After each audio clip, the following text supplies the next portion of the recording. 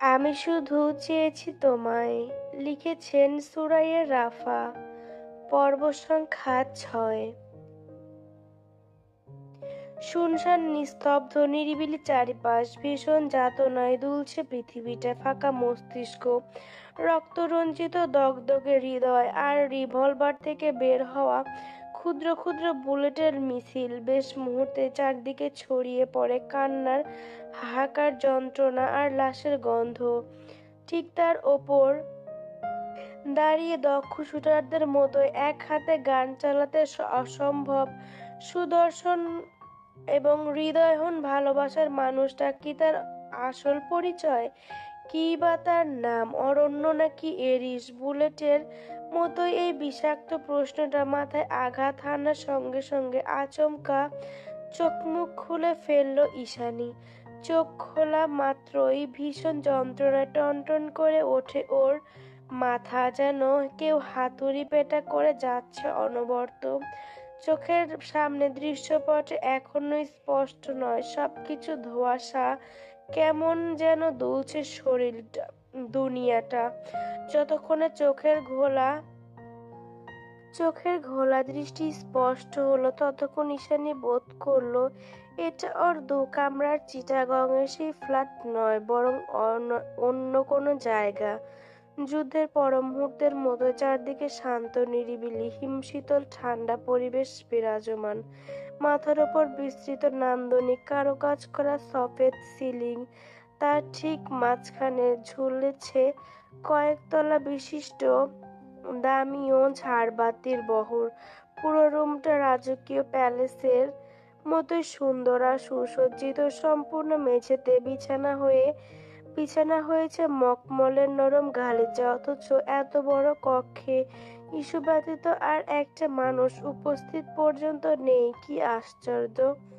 চারিদিকে চোখ বোলাতে বোলাতে আস্তে করে উঠে বসে ঈশানী। কি জানি মাথাটা এখনো কেমন চক্কর দিচ্ছে। একেবারে রুমের এক সাইডে বিশাল ওয়াল মিরর টানানো কিছু একটা ভেবে বিছানা ছেড়ে ধীর পায়ে এগিয়ে গিয়ে ওয়াল মিররের সামনে দাঁড়ালো ঈশানী। দেখলো ওর পরনে ছেঁড়া চুড়িদার, যা গতকাল রাতে জঙ্গলে ডালপালায় লেগে ছিঁড়ে গিয়েছিল।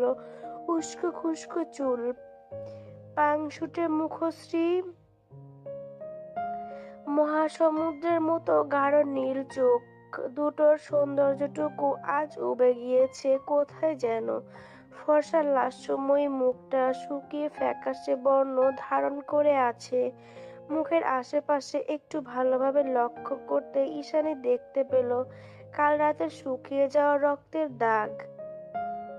এতে কত মানুষের রক্ত লেগে মরচে ধরে গিয়েছে তা ভাবতে গা গুলিয়ে বমি চলে এলো ইসুর। এতক্ষণ ধরে নিজেকে আয়নার সামনে খুঁটিয়ে দেখতে দেখতে ঈশানী আচানক বোধ করলো কাল রাতটা মিথ্যে ছিল না। তার মানে কোনো কিছুই স্বপ্নে ছিল না। চট করেই সচকিত হয়ে উঠে ওর মস্তিষ্ক। একে একে মনে পড়ে যায় কাল সন্ধ্যা রাতের সকল স্মৃতি। মানসপটে স্পষ্ট হয়ে ওঠে ভালোবাসার মানুষটির নিষ্ঠুরতম বর্বরতা। নতুন এক শুরু হয় হৃদয়ের রক্তক্ষরণ।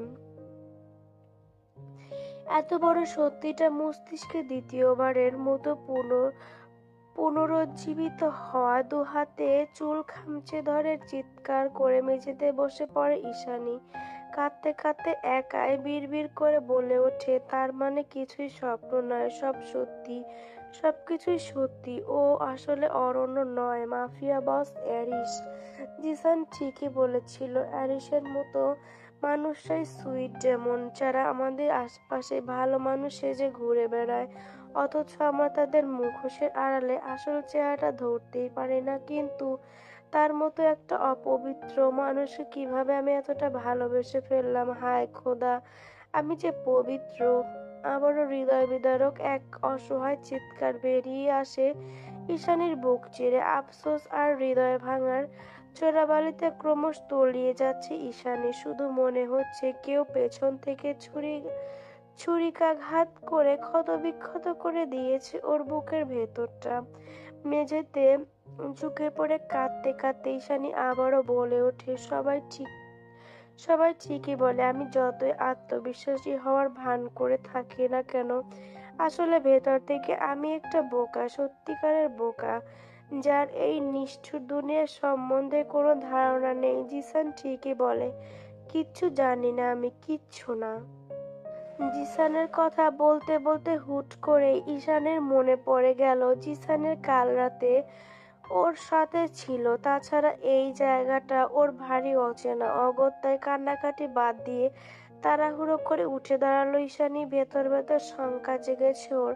অ্যারিস ইউভান এত সহজে ওদের ছেড়ে যখন দিলই, তাহলে জিসান কোথায়, আর ওই বা কোথায় এখন? নিজের অবস্থান জানার জন্য এবার জলদি ছুটে গিয়ে কক্ষের বাইরে পা বাড়ালো ঈশানী। তবে দরজা খোলার সঙ্গে সঙ্গে দুজন ব্ল্যাক স্যুট পরিহিত ফরেনার গার্ডস এসে আটকে দেয় ওকে। এমন দানবীয় দেখতে লোকগুলোর সঙ্গে কথা বলার সাহস হলো না ঈশানীর। তাই ধীরে ধীরে পিছিয়ে গিয়ে রুমের জানালার কাছে ছুটে যায় ও ওটাকেই বহু কষ্টতে টেনে হিঁচড়ে খুলে বাইরের পরিবেশটা বোঝার চেষ্টা চালায়। কিছুক্ষণ জানালার পাশে সরু করিডর, ঠিক তার থেকে কয়েক হাত দূরে সামনের দিকে দৃষ্টিপাত করতেই শান্ত নদীর মতো চোখ দুটো আতঙ্কে জর্জরিত হয়ে উঠল ঈশানীর। চোখের সামনে যেন পুরো দুনিয়া দুলে উঠল ওর। আকস্মিক ঘটনার স্তব্ধ হয়ে যাওয়া মুখটা দু হাতে চেপে ধরে নিজেকে অজান্তে কয়েক কদম পিছিয়ে এলো ঈশানী। পিছু হাঁটতে হাঁটতে ভয়ে থরথরিয়ে কেঁপে ওঠে, অস্পষ্ট আওয়াজে বলে উঠল, এটা মাঝ সমুদ্র, তাহলে আমি এখানে কেন? কোথায় আছি আমি? চারদিকে আরো একবার ভয়ে ভয়ে চোখ বোলালো ঈশানী। দেখতে দেখতে এতক্ষণে খেয়াল করে বুঝতে পারলো আসলে তখন থেকে ওর মাথা ঘুরছে না, বরং সমুদ্রের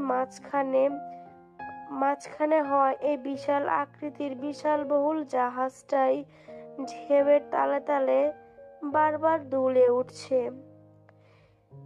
এই পর্যায়ে এসে ঈশানীর মস্তিষ্ক পুরোপুরি ফাঁকা লাগছে। এই মুহূর্তে জিসানের কথা তো দূরে থাক, নিজের জীবনটাই ওর কাছে অর্থহীন মনে হচ্ছে। মুহূর্তের মাঝেই জীবনের আশা আকাঙ্ক্ষা, ভবিষ্যৎ, ভালোবাসা সবকিছু ভুলতে বসেছে মেয়েটা। মনে হচ্ছে জীবনটা এখানেই থমকে যাবে। তীরহারা এই প্রকাণ্ড সমুদ্রের মাঝেই হারিয়ে যাবে নীল চোখের মেয়েটা। অগত্যা ঈশানী আর কোনো কিছু না ভেবেই একেবারে নির্দ্বিধায় ধপ করে বসে পড়ল গালিচার বিছানো মেঝের ওপর। প্রচন্ড মানসিক ধাক্কা, ঈশানী হয়তো আবারও জ্ঞান হারাবে। ঠিক এমন সময় দরজা খোলার ক্যাচ ক্যাচ আওয়াজে আরেক দফা সংকুচিত হয়ে উঠল ওর মস্তিষ্ক। তৎক্ষণাৎ আস্তে করে ঘাড় ঘোরালো ঈশানী। দেখলো বড় বড় পা ফেলে ওর দিকে এগিয়ে আসছে মাফিয়া বসটা। দেখতে সব সময়ের মতো স্টাইলিশ, ভ্রুতে পিয়ার্সিং, হাতে পাইথন খচিত ট্যাটু, ব্রেসলেট, অধর তলার কালো তিল, সবকিছু এখনো বিদ্যমান। পরনে সেই ব্ল্যাক স্যুট, ঠিক ওর মনের মতোই কালো আর কুৎসিত। কি জানি কি হলো অ্যারিসকে দেখা মাত্রই এতক্ষণ ধরে ভেতরে ভেতরে চাপা পড়ে থাকা ক্রোধান্বিত সত্তাটা হঠাৎ করে জাগ্রত হয়ে উঠল ঈশানীর মাঝে। তাপমাত্রাতিরিক্ত ক্ষোভে বশবর্তী হয়ে দৌড়ে গিয়ে হিংস্র বাঘিনীর ন্যায় আচমকা ঝাঁপিয়ে পড়ল এরিসের ওপর। নরম দু হাতের ওর কলারটা শক্ত করে চেপে ধরে চিৎকার দিয়ে বলে উঠল, নিষ্ঠুর মিথ্যাবাদী প্রতারক, তুই একটা খুনি, তোকে আমি পুলিশে দেব। ঈশানের কথায় মনে মনে কিঞ্চিৎ হাসল বোধহয় অ্যারিস। এরিসের পেছনে দুজন মহিলা সার্ভেন্ট হাতে কিছু জামা কাপড় আর খাবার নিয়ে দাঁড়িয়েছিল। ও হাতের ইশারায় তাদেরকে চলে যেতে বলল। সার্ভেন্টগুলো তাড়াহুড়ো পায়ে জায়গা ত্যাগ করে। ঈশানী এখনো চিল্লাচিল্লি করেই যাচ্ছে। কি বলছে, কাকে বলছে কিছু মাথায় নেই ওর। জিসানকে কি করেছিস? ওকে ছেড়ে দে। বাক্যটুকু আর শেষ করতে পারল না ঈশানী, তার আগে এরিসের শক্ত হাতের চপাটে ঘুরে চপেটাঘাত ঘুরে ছিটকে পড়ল মেঝেতে। ঈশানী সরে যেতেই এরিস এদিক ওদিক ঘাড় ফুটিয়ে নিজের সিল্কি চুলের ভাঁজে আঙুল চালাতে চালাতে বলে ওঠে, আইস আইস, দিস ইজ টু মাচ। ইউভানের কলারে ইউভানের কলারে হাত দেওয়ার সাহস হলো কি করে তোমার? থাপ্পড় আঘাতটা এত জোরে ছিল যে ঈশানীর ঠোঁট কেটে রক্ত বেরিয়ে এসেছে, তবুও নিজের কানে কে বিশ্বাস করতে পারছিল না ও। হুট করে প্রেমিক পুরুষের এহেন হিংস্র রূপ মেনে নেওয়া কষ্টকর ঈশানীও নিজেকে বিশ্বাস করিয়ে উঠতে পারছিল না কিছুতেই। তাই তো সহসা পেছনে ঘুরে আহত গলায় এরিসকে ডেকে উঠল, অরণ্য। ঈশানী ডেকে ওঠার সঙ্গে সঙ্গে দ্রুত কদমে এগিয়ে এসে ওর সামনে হাঁটু ভাঁজ করে বসে ঈশানীর চোয়ালটা শক্ত করে চেপে গর্জে উঠল এরিস।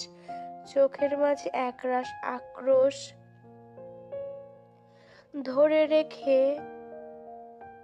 গর্জে উঠল অ্যারিস। চোখের মাঝে একরাশ আক্রোশ ধরে রেখে তাতে দাঁত পিষে গম্ভীর গলায় বলে উঠল, অরণ্য নয় অ্যারিস, গ্যাংস্টার অ্যারিস ইউভান, যার মধ্যে দয়ামায়া করুণ ভালোবাসা দুর্বলতা কোনো কিছুর অস্তিত্ব নেই। আমাকে এই ইনোসেন্ট ব্লু আইস দেখিয়ে কোনো লাভ হবে না, কারণ আমার কোনো দুর্বলতা নেই। I am heartless. এরিসের হাতের বাঁধন ছিল পাথরের মতোই শক্ত আর কঠিন, যেন মনে হচ্ছে ঈশানের নরম তুলতুলে চোয়ালটা এখনই ভেঙে বেরিয়ে আসবে। তবুও কাঁদতে কাঁদতে ঈশানী বলে ওঠে, কেন ধরে এনেছেন আমাকে? কি ক্ষতি করেছি আপনার? আর আমার বন্ধু কোথায়?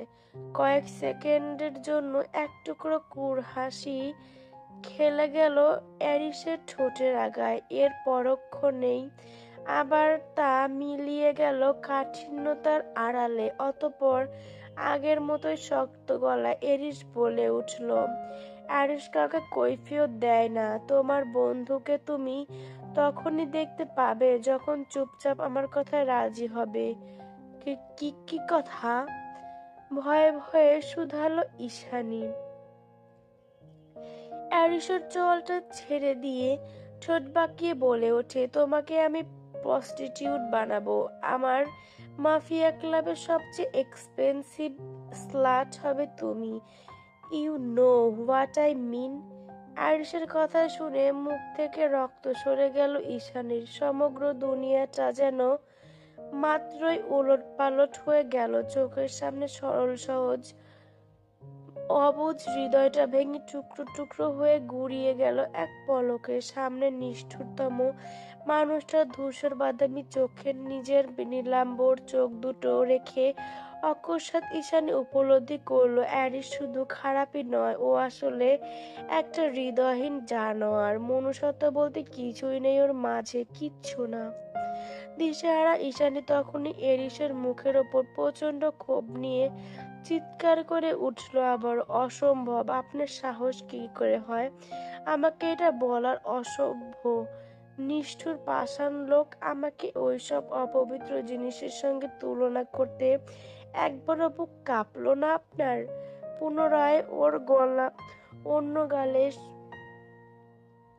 শরীরের সর্বশক্তি দিয়ে চড় বসালো অ্যারিস। এবার থাপ্পড়ে আঘাত টাল সামলাতে না পেরে খাটের এক কোণে লেগে কপালটাই কেটে গেল ঈশানীর। এক কথায় পুরো মুখমণ্ডল রক্তাক্ত ওর। এতটা আঘাতের পরেও সামনের দিকে ঝুঁকে ঈশানীর গলা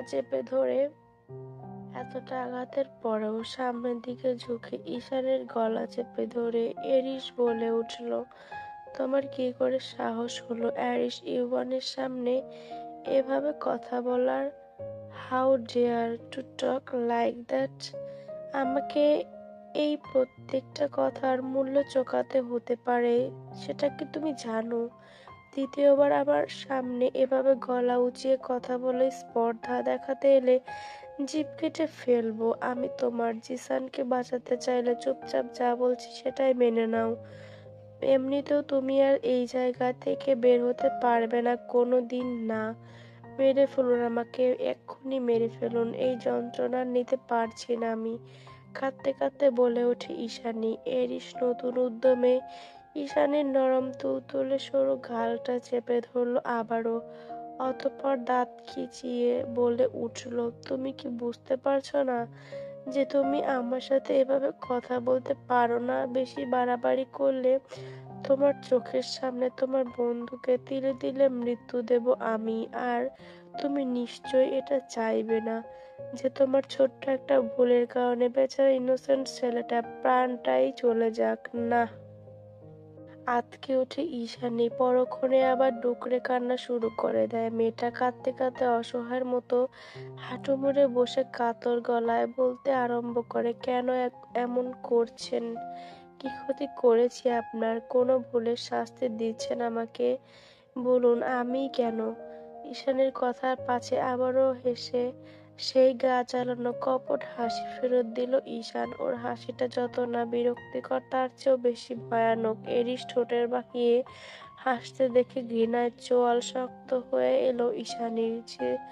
যে চোখে খানিক আগেও অসহায়ত্বের রাজত্ব ছিল, সেই চোখে এখন আগুন ঝরছে মেয়েটার।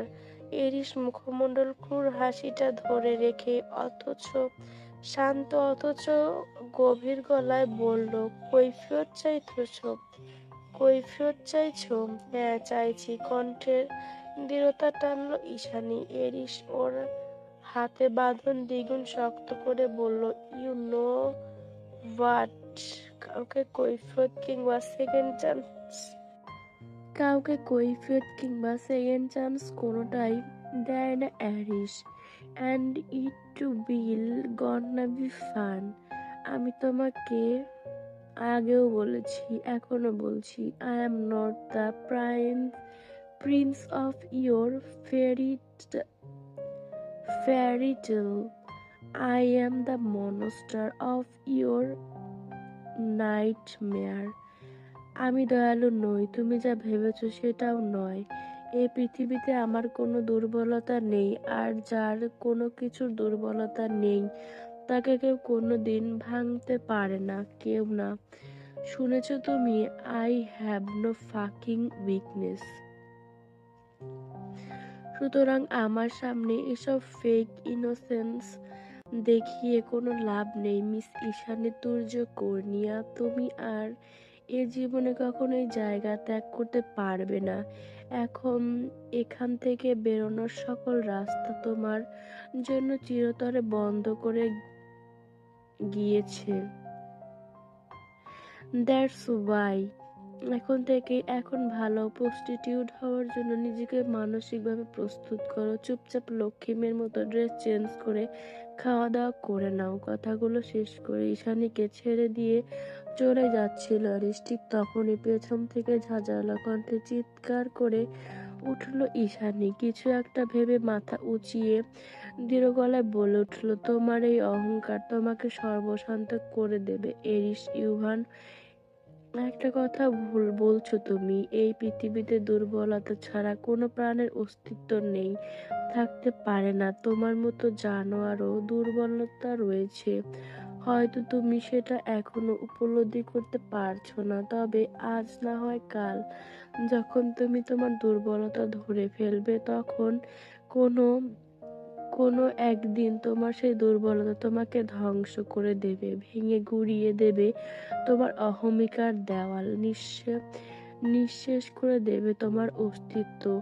তোমার দুর্বলতাই হবে তোমার ধ্বংসের একমাত্র কারণ। অত্যন্ত ক্রোধগত কথাগুলো বলার সময় তীর তীর করে কাঁপছিল ঈশানের সর্বাঙ্গ।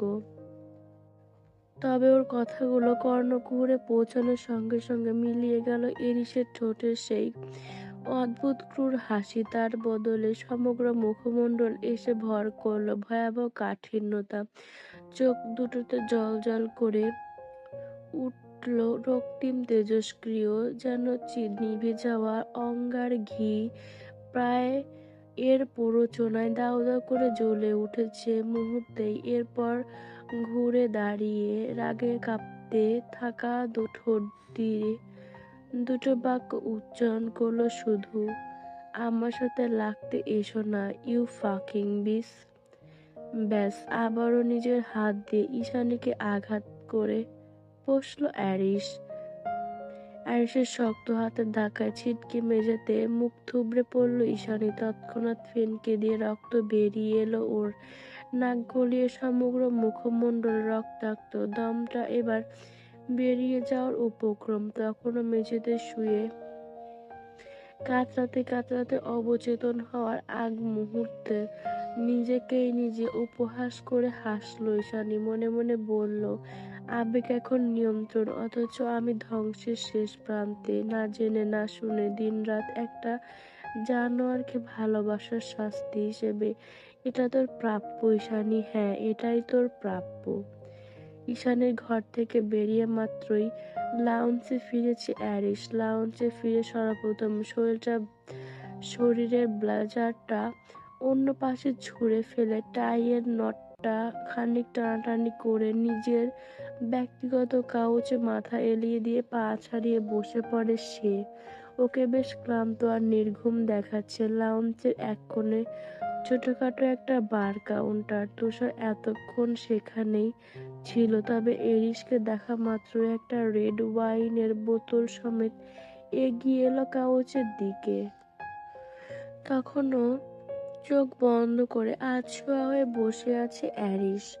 তুষার সবসময়ের মতোই বেশ দক্ষ হাতে অ্যারিসের জন্য গ্লাস ভর্তি ওয়াইন সার্ভ করতে করতে বলল, মিস ব্লু আইস অ্যাঞ্জেলের জ্ঞান ফিরল তাহলে? আপনাকে দেখে হতাশ মনে হচ্ছে অ্যারিস।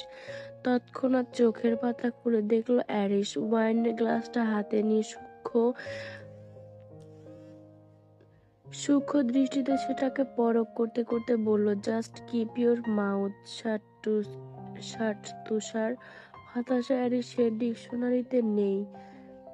Like is just a mind game, হয় জিতে গিয়ে পুরো দুনিয়াকে দেখিয়ে দাও, নয়তো তোমার হার।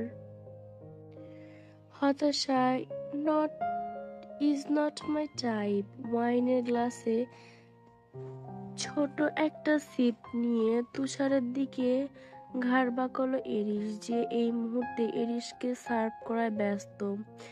ইভেন ও নিজেও একটা ভালো করেই জানে যে না বলেও তুষারও প্রত্যেকটা ইনস্ট্রাকশন ঠিক মতোই স্ট্রিক্ট, কারণ বিচক্ষণতার দিক দিয়ে এরিসের চেয়ে কোনো অংশে কম নয় তুষার জাওয়াদ, এরিস ইউয়ানের ডান হাত, পাইথন প্যারাডাইসের সেকেন্ড লিডার, যার জীবনের মিশন আর ভীষণ শুধুমাত্র একটাই, জীবন দিয়ে হলেও পাইথন প্যারাডাইস আর এরিস ইউভানকে রক্ষা করে যাওয়া। বয়সের দিক দিয়ে বিবেচনা করলে এরিস তার আর তুষার সমবয়সী, তবে স্বভাবের দিক দিয়ে দুজনের বৈশিষ্ট্য বেশ আলাদা। এরিস যেমন হুটহাট রেগে গিয়ে চারদিকে ধ্বংসযজ্ঞ বাঁধিয়ে দিতে এক সেকেন্ডও ভাবে না, তুষার মোটেও তেমন নয়। পরিস্থিতি অনুকূল হোক কিংবা প্রতিকূল, সকল অবস্থাতেই তুষারের মুখভঙ্গি থাকে একই রকম, উত্তেজিত নয়, বরং ঠান্ডা মাথায় কৌশলে শত্রুর পক্ষকে ঘায়েল করতে পারদর্শী তুষার। এরিস হার্টলেস, এটা সবাই জানে, তবে তুষারের মন মস্তিষ্ক কখন কি চলে তা কিভাবে অনুমান করা দায়। এক কথায় he is a master mind. মেয়েটাকে কি করবেন? তুষারের অকস্মাৎ প্রশ্নে ভাবনার জগৎ থেকে বেরিয়ে এলো এরিস। পায়ের ওপর পা তুলে আরেক দফা ওয়াইনে চুমুক দিয়ে জবাব দিল, ও আমাদের কোটি কোটি টাকা এনে দিতে পারবে। I know that. ওর জন্যই সেদিন মেরে ওই জন্যই সেদিন মেরে ফেলতে বারণ করেছিলাম। আপনি তো জঙ্গলের মধ্যে টং ঘরে নিয়েই খেল খতম করে দিতেন। তুষারের কথায় কিছু একটা ভাবলো এরিস, পরক্ষণে ঠোঁট কামড়ে বলল, হ্যাঁ, কারণ আমি ভেবেছিলাম ও ওই স্পাইগুলোর মধ্যে একজন। নয়তো আমার রেস্ট্রিকশন এরিয়াতে এত সহজে একটা মেয়ে ঢুকে পড়লো। You know that not so easy. Totally miracle, but ওর দামটা এখনো আনকাউন্টেবল। কথাটা বলে ঠোঁট বাঁকিয়ে হাসলো তুষার। এরিস চোখ বন্ধ করে কিছুক্ষণ ভেবে চট করে চোখ তুলে সচকিত হয়ে বলে উঠল, ইউ নো হোয়াট তুষার, আমি এর আগে কখনো নীল চোখের ইউ নো হোয়াট তুষার, আমি এর আগে কখনো নীল চোখের বাঙালি মেয়ে দেখিনি। Also she is virgin. তুষারের চোখ ছোট ছোট করে বলল, কিন্তু এত সহজে মেয়েটাকে নিজের ডেরায় টেনে আনলেন কি করে? কিঞ্চিত ঠোঁট বাঁকিয়ে কপট হাসলো এরিস, দু ঠোঁটের ফাঁক গলিয়ে ইলেকট্রিক সিগারেটের ধোয়া কুণ্ডলি উড়িয়ে বলল, জোর জবরদস্তি টানা হিচড়া আরেকটা পুলিশ কেস, এগুলো আসলে আমার অপছন্দ নয়। সো আমার পছন্দ নয়। তো তুমি ভালো করেই জানো আমি কি করেছি। হ্যাঁ জানি, ম্যানিপুলেট জিনিসটা আপনি খুব ভালোভাবে পারেন। By the way, what is our next plan? এবারের শিরদাঁড়া সোজা করে বেশ মনোযোগী হয়ে বসলো অ্যারিস। হাতের ভেপটা সাইডে ছুঁড়ে ফেলে সামনে টি টেবিলের থেকে কুড়িয়ে নিল আইপ্যাড খানা। সেটাকে স্ক্রল করতে করতে তুষারের উদ্দেশ্যে বলল, next target will be blood diamond. It's a huge project, be ready for that. এরিসের কথায় তীক্ষ্ণ ভাঁজ পড়ল তুষারের কপালে। ও কিছুটা চিন্তিত ভঙ্গিতে বলল, ব্লাড ডায়মন্ড মানে রক্ত হিরো, কিন্তু সেটা তো এক পিসই আছে, তাও আমাদের চরম শত্রু ড্রাগন হান্টার গ্রুপের গডফাদার ড্যানিয়েল হ্যারিসনের কাছে। ড্যানিয়েল এত সহজে আমাদের সঙ্গে ডিল করবে বলে আপনার মনে হয়? It's not a fucking deal, it's a vision. Blood diamond আমার চাই। এরিসের কথায় জেদ ধরে তুষার আরো কিছু বলবে তার আগে সদর দরজা খুলে লাউঞ্জে প্রবেশ করে ডেকের একজন তুচ্ছ গার্ড। কোনো এক অজানা কারণে ভীষণ হাঁপাচ্ছে গার্ডটা। লোকটাকে দেখে ভ্রু কুঞ্চিত করে সাইডে রাখা রিভলভারটা লোড করতে শুরু করে দিল অ্যারিস, কারণ ও ভেবেছে অন্য কোনো শিপ থেকে হয়তোবা জলদস্যু আক্রমণ করেছে। অথচ তুষারের বেশ ঠান্ডা আওয়াজে লোকটাকে জিজ্ঞাসা করলো, হাঁপাচ্ছ কেন, কি হয়েছে? বস, মেয়েটা হুট করে শিপ থেকে ঝাঁপ দিয়েছে। ভয়ে ভয়ে মুখ থেকে কথাটা বের করলো গার্ড। এরিস চোয়াল শক্ত করে জিজ্ঞাসা করলো, কোন মেয়েটা? নীল চোখের মেয়েটা। কথাটা শোনার সঙ্গে সঙ্গে রিভলভার সমেত লাউঞ্জ থেকে গটগটিয়ে বেরিয়ে এলো অ্যারিস। যেতে যেতে ফের তুষারকে উদ্দেশ্য করে বলল, গার্ডদের বলো জিসান ছেলেটাকে ধরে বাইরে নিয়ে আসতে।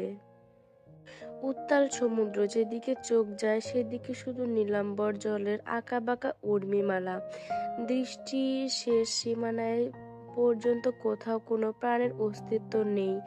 এ যেন পৃথিবীর বাইরে নতুন আরেক পৃথিবী। বিলাসবহুল এই জাহাজের ডেকের অংশটা একেবারে নিচে অবস্থিত। খানিক বাদে বিশাল আকৃতির ঢেউগুলো এসে ভিজিয়ে দেয় জায়গাটা। আপাতত ঈশানীকে উদ্ধার করে গার্ডার ডেকেই দাঁড়িয়ে আছে,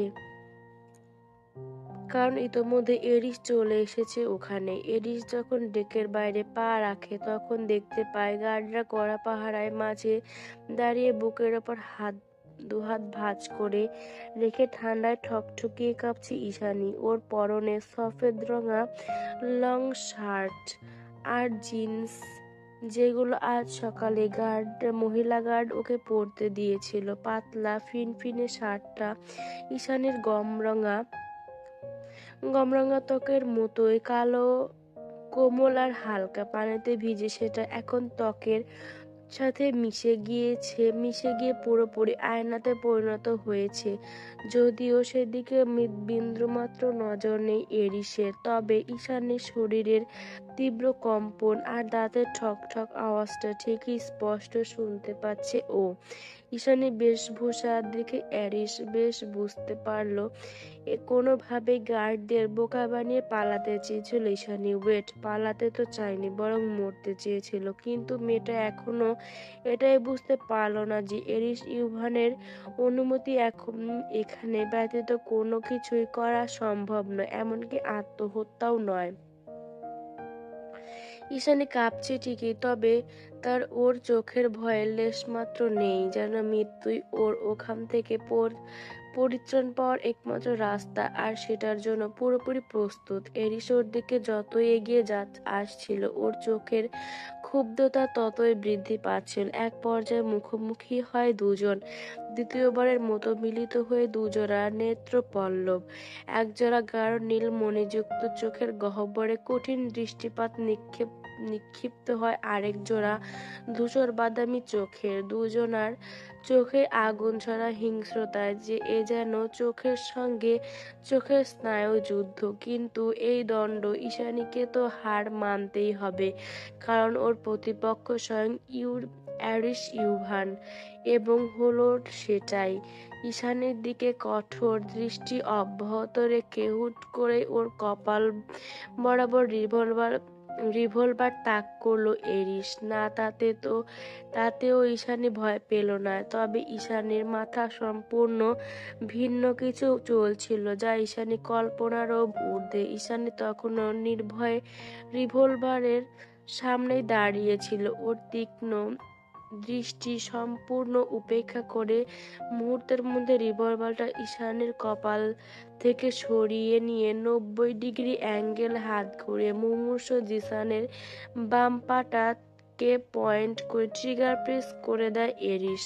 হঠাৎ গুলির শব্দে সচকিত হয়ে উঠল ঈশানের মস্তিষ্ক। ও ঘুরে দাঁড়িয়ে দেখতে পেল জিসানের বাম পা থেকে অঝোর ধারায় রক্ত গড়িয়ে পড়ছে। তার মানে গুলিটা জিসানের লেগেছে। ওর হাত দুটো শক্ত করে ধরে রেখেছে গার্ডরা, তবুও দাঁড়িয়ে থাকছে না জিসান, ক্রমশ পড়ে যাচ্ছে হাঁটু ভেঙে। জিসান এহেন অবস্থা থেকে আপনা আপনি মুখের ওপর হাত চলে আসলো ঈশানীর। ও তৎক্ষণাৎ দৌড়ে যেতে চাইল জিসানের কাছে, তবে তার আগেই গার্ডরা ধরে ফেললো ঈশানীকে। অযাচিত ঈশানীর এবার এরিসের সামনে গিয়ে দাঁড়ালো, কাঁদতে কাঁদতে চেঁচিয়ে বলে উঠল, কি চাইছেনটা কি আপনি? জিসানকে কেন এভাবে আঘাত করছেন? আমার সাথে শত্রুতা থাকলে আমাকে মেরে ফেলুন, ওকে কেন কষ্ট দিচ্ছেন? এরিস নতুন উদ্যমে রিভলভার লোড করতে লাগলো, আওয়াজ নিচে। আগে বলেছি, এখনো বলছি, ওকে একমাত্র তুমি বাঁচাতে পারো, আর না হলে। একটু থামলো এরিস, অতঃপর কিছু একটা ভেবে বলল, আমি এবার ওর ডান পায়ে একটা শুট করব। আর তারপর এরিস কথা শেষ করার আগে ঈশানীর চোখ খিচে ভেজা স্যাঁতসেঁতে লোহার পাটাতনের ওপর হাঁটু ভেঙে ধপ করে বসে পড়ল। অপারগ ঈশানী দু হাঁটুর ওপর শরীরের সবটুকু ভর ছেড়ে দিয়ে কাঁপতে কাঁপতে আহত কণ্ঠে বলে উঠল, কি করতে হবে বলুন, আমি সব করব। তবুও দয়া করে জিসানকে ছেড়ে দিন প্লিজ। যদিও জিসান কথা বলার অবস্থাতে নেই, তবুও ঈশানীর এহেন আত্মসমর্পণে হকচকিয়ে উঠল ও। এরিস একটা হার্টলেস ব্লাডি বিস্ট, ওর পারে না এমন কিছু নেই। তা জানা সত্ত্বেও কি করে এতটা সহজে হার মেনে নিল ঈশানী? কেনই বা নিল, ভাবছে জিসান। ওদিকে ঈশানীর আকুতি মিনতি শুনে বেশ খুশি হলো এরিস। কেউ যখন ওর কাছে হাত জোর করে আকুতি মিনতি করে, জীবন ভিক্ষা চায়, সেটাও ভীষণ এনজয় করে, কারণ এটাই তার নেচার, মানুষকে কষ্ট দেওয়ার, অত্যাচার করা, তাদের উপর নিজের অবাধ কর্তৃত্ব ফলানো এরিসের কাছে ভ্যালু অফ পাওয়ার ছাড়া আর কিছুই নয়। সমুদ্রের মাঝে ভীষণ হাওয়া দিচ্ছে, রোগা পাতলা ঈশানীকে জোর হাওয়ায় উড়িয়ে নিয়ে গেল বলে অথচ এই একইভাবে এরিসের সামনে হাঁটু গেড়ে বসে আছে। অপরাধ বোধ ওকে ভেতর থেকে কুরে কুরে খাচ্ছে। মনে মনে ভাবছে শুধুমাত্র আমার ভুলের জন্য জিসান এতটা কষ্ট পাচ্ছে। ওর তো কোনো দোষ নেই, তাহলে ও কেন আমার জন্য এতটা শাস্তি ভোগ করবে? এটা আমি হতে দিতে পারি না, কিছুতেই না। নিজের জীবন দিয়ে হলেও জিসানকে আমার বাঁচানো উচিত। ঈশানীর ভাবনার ছেদ ঘটে এরিসের প্রস্তাবে। যা বলছো ভেবে তো বলছো তো? হ্যাঁ, ছোট্ট করে জবাব দেয় ঈশানী। Okay fine. নির্বিকার ভঙ্গিতে কথাটা বলেই ঈশানীর কবজি হ্যাচকা টান মেরে ওকে দাঁড় করিয়ে দেয় এরিস। অতঃপর তুষারকে উদ্দেশ্য করে বলে, ওকে প্রাইমারি ট্রিটমেন্ট দিয়ে বাংলাদেশের যে কোনো একটা বন্দরে ফেলে রেখে আসবে। তৎক্ষণাৎ হ্যাঁ সূচক মাথা নাড়িয়ে কানে এয়ারপোর্ট লাগাতে লাগাতে কোথাও একটা চলে যায় তুষার। আকস্মিক তীব্র ঝড়ে ঈশানের দৃশ্যপট পুরোপুরি ঝাপসা ঝাপসা, নিভু নিভু চোখে ও শুধু দেখতে পেল জিসানকে ওরা টেনে হিঁচড়ে ভেতরের দিকে নিয়ে যাচ্ছে, অথচ ঈশানীর হাতটা এখনো শক্ত করে ধরে রেখেছে অ্যারিস। ওর মনে হচ্ছে এখনো হাত না ছাড়লে কিছুক্ষণের মধ্যে জ্ঞান হারিয়ে অ্যারিসের বুকেই ঢলে পড়বে ও। ঈশানী খুব করে চাইছে এটা না হোক, কিন্তু কথায় আছে না, অভাগা যেদিকে চায় সাগর শুকিয়ে যায়। ঈশানীর সঙ্গেও তেমনটাই হলো। ভাবনার কিছুক্ষণের মধ্যে কাঁপুনি দিয়ে ওঠা তীব্র জ্বরের তোপে চেতনা হারিয়ে নিষ্ঠুর মাফিয়া বসটার বুকের ওপরেই ঢলে পড়ল ঈশা। হাড় হিম করা কনকনে ঠান্ডা পরিবেশ, আকাশে রোদে ছিটে ফোটাও নেই, কয়েক স্তর ঘন কুয়াশার চাদরে ঢেকে আছে চারিপাশ। নাক চিরে ভেতরের প্রবেশ করা শীতল বুনো বাতাসে যেন হৃদয়ে জমে যাচ্ছে, শক্ত বরফের খণ্ডে রূপান্তরিত হচ্ছে হাত পা সহ শরীরের বাকি অংশ। এ যেন প্রাকৃতিক হিমাগার। এই দেশে থাকলে বুঝি মানুষের হৃদয় এরিসের মতোই জমাট বেঁধে পাথর খণ্ডের ন্যায় শক্ত, অনুভূতিহীন হয়ে যায়। মনে মনে ভাবছে ঈশানী। গত 15 দিন একটানা মহাসমুদ্রের যাত্রা শেষ, আজ এক ছটাক বন্দরের মুখ দেখতে পেয়েছে ও। আশ্চর্যের বিষয় হলো অ্যারিস ক্রুজ শিপটাও আজ তীরে ভিড়েছে। গত এক সপ্তাহ ধরেই সমুদ্রপৃষ্ঠে প্রচুর ঠান্ডা অনুভূত হতো, তবে ঈশানী ভেবেছিল গভীর সমুদ্রের আবহাওয়ার তারতম্যের কারণে এটা হচ্ছে। কিন্তু আজ বন্দরে নেমে চারদিক পর্যবেক্ষণ করতে ঈশানী বুঝতে পারল আসলে বাংলাদেশের সীমানার ধারের কাছেও নেই ওরা। এটা নিশ্চয়ই শীতপ্রধান কোনো দেশ, কিন্তু কোন দেশ? ভাবনার মাঝে নিরেট চোখে আশেপাশে চোখ বোলালো ঈশানী। ওর দুপাশেই স্বগতিতে হাঁটছে কালো পোশাক পরিহিত বন্দুকধারী বডিগার্ডসরা, সামনেও তাদের সারি সারি অবস্থান। গার্ডসদের অন্য পাশে আর একটু সামনে উঁকি দিতেই ঈশানী দেখতে পেল এরিসকে। ওর বেশভূষা আজ ভিন্ন, পরনে ব্ল্যাক ডেনিম জ্যাকেট, মাথার ব্ল্যাক বেসবল ক্যাপ, চোখে ওর একই রঙের রোদ চশমা। আজ প্রায় 15 দিন পর আবারও অ্যারিসকে দেখল ঈশানী। সেদিন জিসানকে ছেড়ে দেওয়ার পর আর এক মুহূর্তের জন্য দেখা হয়নি ওদের। এতে অবশ্য ঈশানীর ভালোই হয়েছে, ও স্বস্তি পেয়েছে খুব। তবে বর্তমানে এরিসকে রাগান্বিত দেখাচ্ছে, কারো সাথে ফোন আলাপের ভীষণ ব্যস্ত সে। হাঁটতে হাঁটতে সাবলীল গলায় ফোনের ওপাশের লোকটাকে হুকুম করে করে এরিস বলছে, জাস্ট কিল হিম। কি আশ্চর্য, এদের কি মানুষকে মেরে ফেলার কতই না সহজ। আচ্ছা, মানুষ হয়ে মানুষকে মারতে একটু কলেজা কাঁপে না? নিজের ভাবনায় নিজেই খানিকটা তাচ্ছিল্য করে হাসলো ঈশানী। পরক্ষণে মনে মনে আওড়ালো, আমি বা কাকে কি বলছি? অ্যারিস কি আদৌ মানুষের কাতারে পড়ে? ও তো স্রেফ একটা জানোয়ার। এভাবেই এক পর্যায়ে ভবঘুরে ঈশানী হাঁটতে হাঁটতে খেয়াল করলো ও আসলে গার্ডদের থেকে কিঞ্চিৎ পিছিয়ে পড়েছে। আশেপাশে তাকিয়ে দেখলো জায়গাটা লোকালয়হীন আর বেশ নির্জন।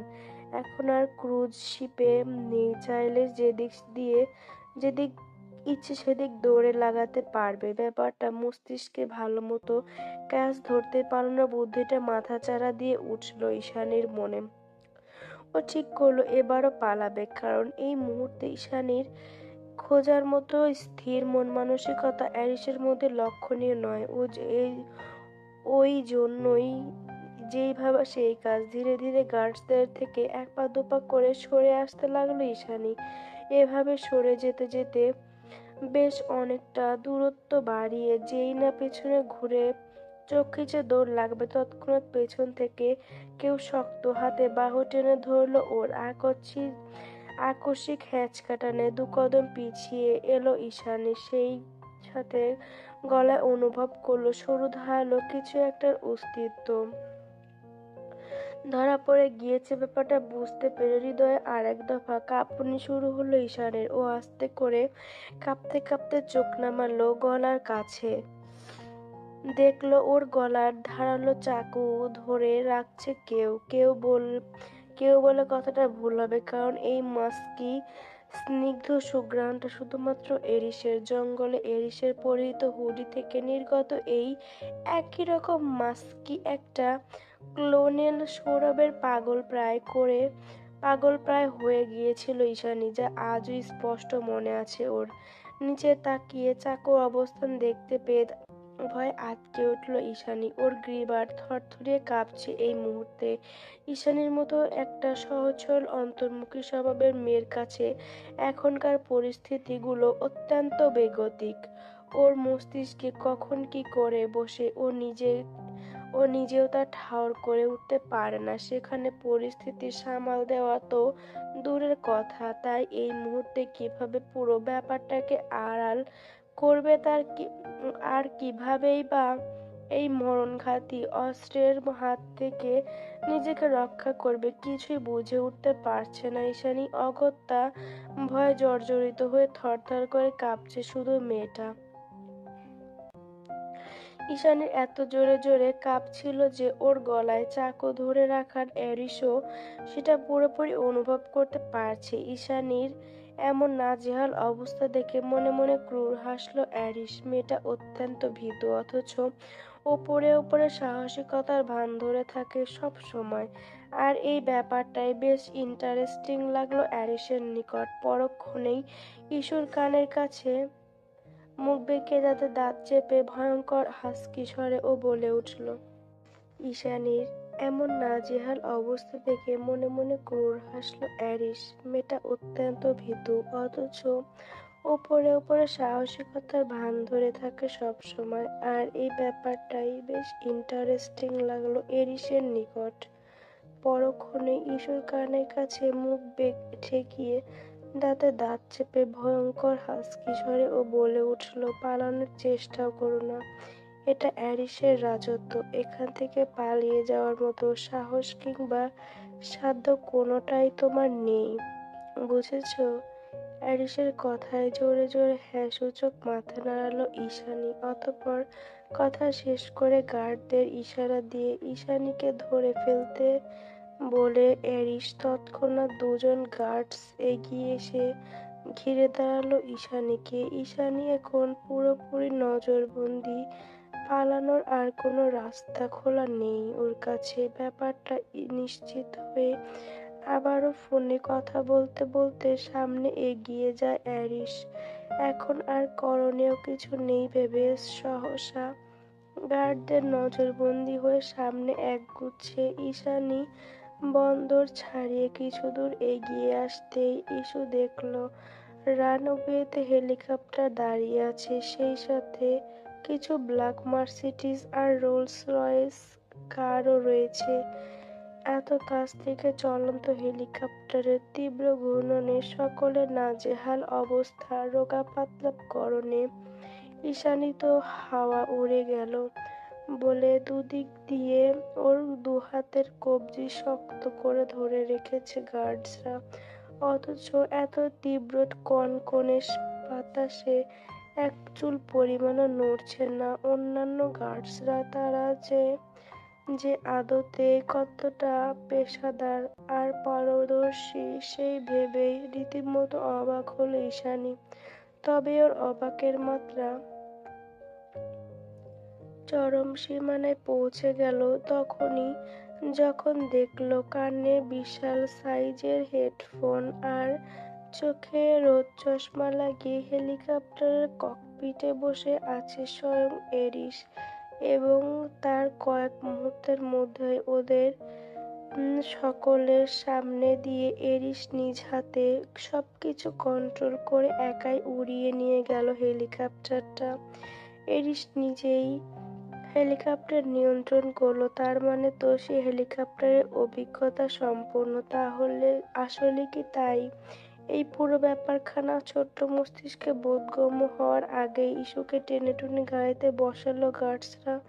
এতক্ষণ যাবৎ বিস্ময়ের কোনো কিছুই মাথায় ঢুকছিল না ঈশানীর। তবে এই মুহূর্তে যখন গাড়িটা চলতে শুরু করলো, তখনই হঠাৎ ওর মনে হলো এটা আসলে কোন দেশ, আর আমি যাচ্ছিটাই বা কোথায়। মনে মনে খচখচানিটাকে দমিয়ে রাখতে না পেরে ভেতরে কিছুটা সাহস সঞ্চার করে ওর পাশে বসে থাকা দানবীয় চেহারার কালো পোশাকধারী গার্ডটাকে আমতা আমতা করে জিজ্ঞেস করেই বসলো ঈশানী। খানিকটা শুষ্ক ঢোক গিলে ভাঙা ভাঙা ইংরেজিতে শুধালো, হোয়ার আর ইউ গোয়িং?